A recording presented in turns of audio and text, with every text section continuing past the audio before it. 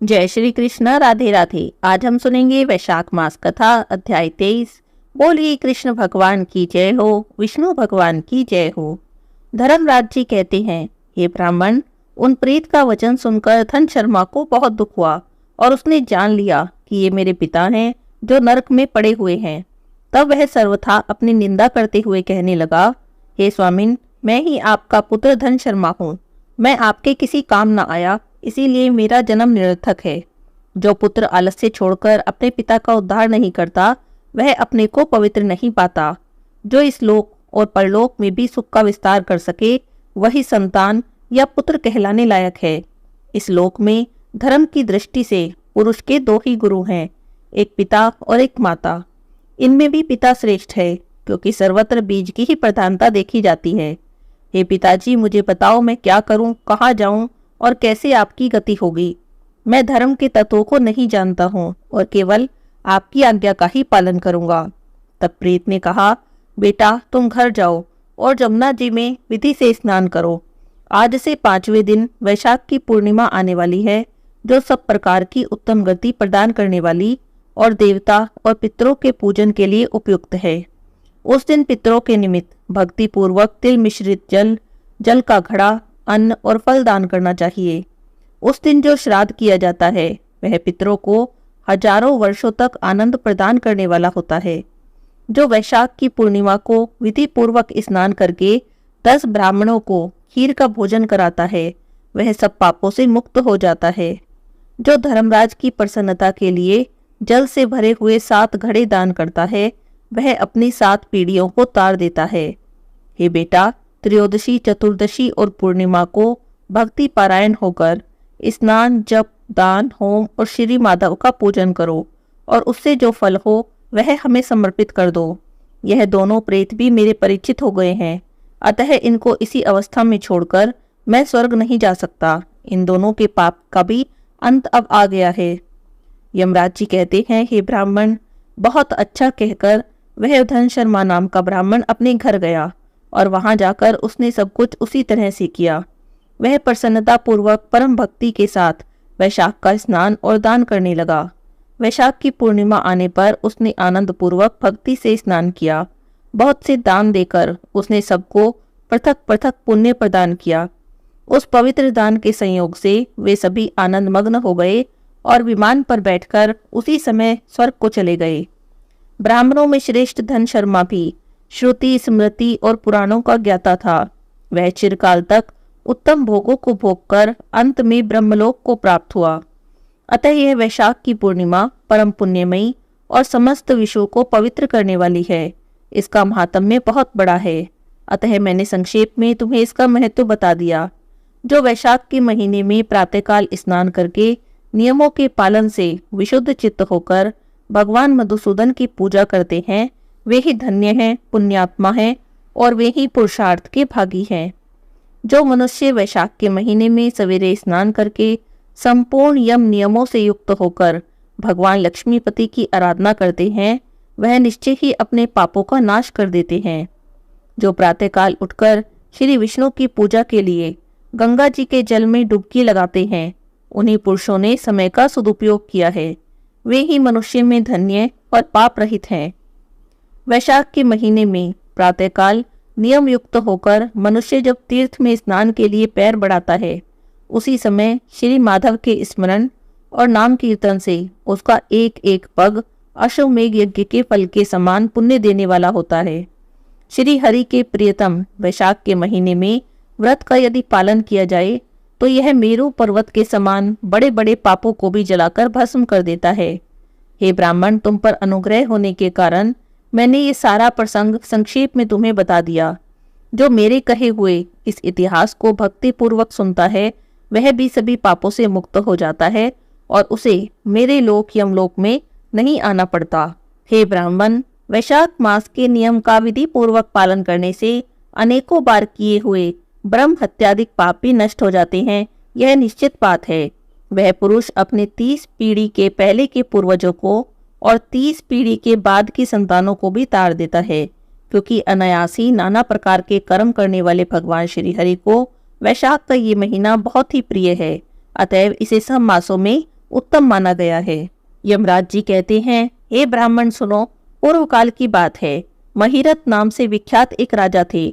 उन्होंने अपने पूर्व जन्म के पुण्यों के फलस्वरूप प्रचुर ऐश्वर्य और धन संपत्ति को प्राप्त किया था, परंतु राजा राज्य लक्ष्मी का सारा भार अपने मंत्री पर रखकर स्वयं विषय भोग में आसक्त हो रहे थे।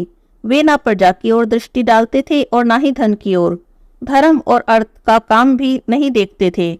उनकी वाणी और उनका मन कामनियों की क्रीड़ा में आसक्त था। राजा के पुरोहित का नाम कश्यप था।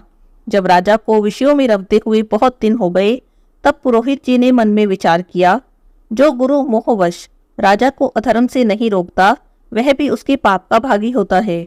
यदि समझाने पर भी राजा अपने पुरोहित की वचन की अवहेलना करता है, तो पुरोहित निर्दोष हो जाता है। उस दशा में राजा ही सारे दोष का भागी होता है। ऐसा सोचकर कश्यप जी राजा के पास गए और बोले, हे राजन, मैं तुम्हारा गुरु हूँ, अतः धर्म और अर्थ से युक्त मेरे वचन को सुनो। राजा के लिए सबसे बड़ा धर्म है कि वह गुरु की आज्ञा में रहे। गुरु की आज्ञा का आंशिक पालन भी राजाओं की आयु, लक्ष्मी और सौख्य को बढ़ाने वाला है। तुमने दान के द्वारा कभी ब्राह्मणों को तृप्त नहीं किया, कभी भगवान श्री विष्णु की आराधना नहीं की, कोई व्रत, तपस्या या तीर्थ भी नहीं किया। हे महाराज, कितनी खेद की बात है कि तुमने काम के अधीन होकर कभी भगवान के नाम का स्मरण भी नहीं किया। अबलाओं की संगत में पड़कर विद्वानों की संगति नहीं की। जिसका मन स्त्रियों ने हर लिया, उसे अपनी विद्या, तपस्या, त्याग, नीति और विवेकशील चित्त से क्या लाभ हुआ।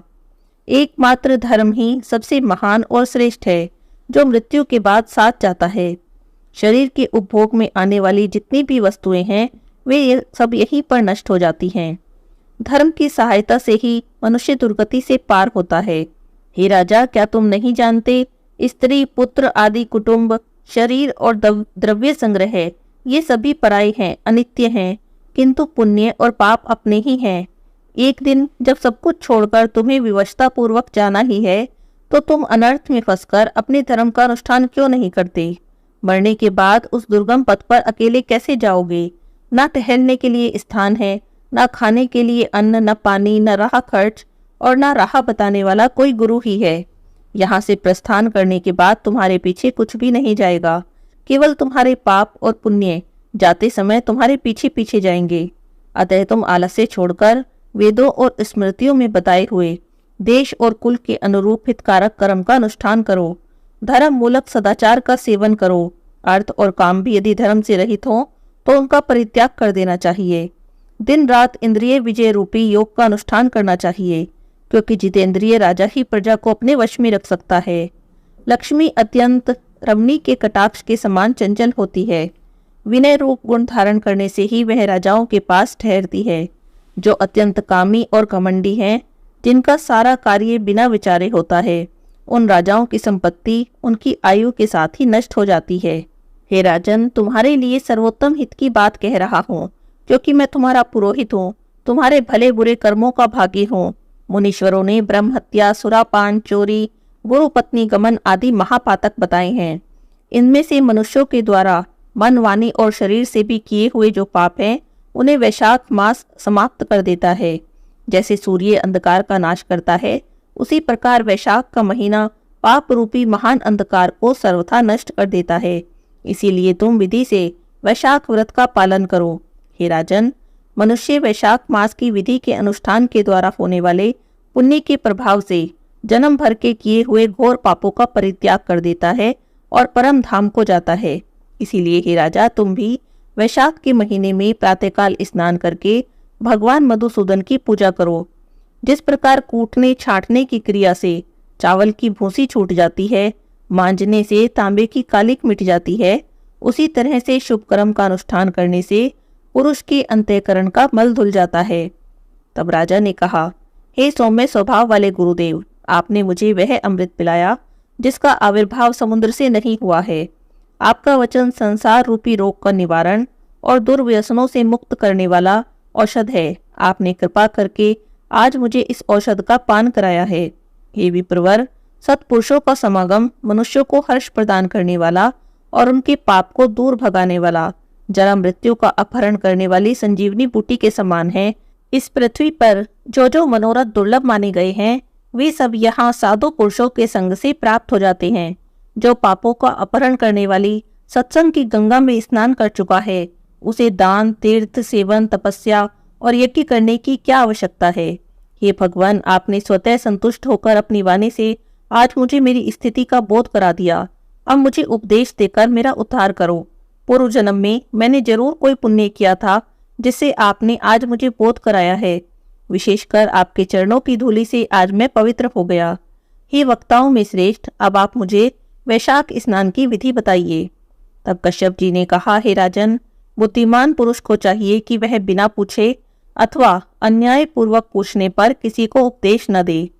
लोक में जानते हुए भी जड़वत अनजान की भांति आचरण न करे, परंतु विद्वानों, शिष्यों, पुत्रों और श्रद्धालु पुरुषों को उनके हित की बात कृपा पूर्वक बिना पूछे बता देनी चाहिए। हे राजन, इस समय तुम्हारा मन धर्म में स्थित हुआ है, अतः तुम्हें वैशाख स्नान के उत्तम व्रत का पालन कराऊंगा। उसके बाद पुरोहित कश्यप जी ने राजा महिरथ से वैशाख के महीने में स्नान, दान और पूजन कराया।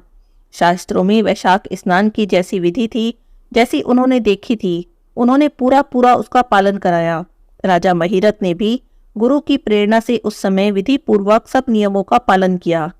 माधव मास का जो जो विधान उन्होंने बताया उन्होंने सब आदर पूर्वक सुना और उसे निभाया। तब राजा ने प्रातःकाल स्नान करके भक्ति भाव के साथ पाद्य और अर्घ्य देकर श्री हरि का पूजन किया और नैवेद्य का भोग लगाया। यमराज जी कहते हैं, हे ब्राह्मण, उसके बाद राजा के ऊपर काल की दृष्टि पड़ी। अधिक मात्रा में रति का सेवन करने से उन्हें क्षय रोग हो गया, जिससे उनका शरीर अत्यंत दुर्बल हो गया और फिर उनकी मृत्यु हो गई। उस समय मेरे और भगवान विष्णु के दूत उन्हें लेने पहुंचे। विष्णु दूतों ने ये राजा धर्मात्मा है ऐसा कहकर मेरे सेवकों को डांटा और स्वयं राजा को विमान पर बैठाकर वैकुंठ में ले गए। वैशाख के महीने में प्रातःकाल स्नान करने से राजा का समस्त पातक नष्ट हो चुका था। भगवान विष्णु के दूत अत्यंत चतुर होते हैं। वे भगवान की आज्ञा के अनुसार राजा महिरथ को नरक मार्ग के निकट से ले चले। जाते जाते राजा ने नरक में पकाए जाने के कारण घोर चित्कार करने वाले नारकीय जीवों का आर्तनाद सुना। कड़ाह में डालकर उठाए जाने वाले पापियों का क्रंदन बड़ा भयंकर था। वह सुनकर राजा को बड़ा विस्मय हुआ। वे बहुत दुखी होकर दूतों से बोले, जीवों के कराहने की यह भयंकर आवाज क्यों सुनाई दे रही है? इसका क्या कारण है? ये सभी हमें बताने की कृपा करें। राजा की बातें सुनकर विष्णु दूतों ने क्या कहा और क्या किया, ये हम अगले अध्याय की कथा में सुनेंगे। आज के अध्याय की कथा यहीं पर समाप्त होती है। और ये कृष्ण भगवान की जय हो।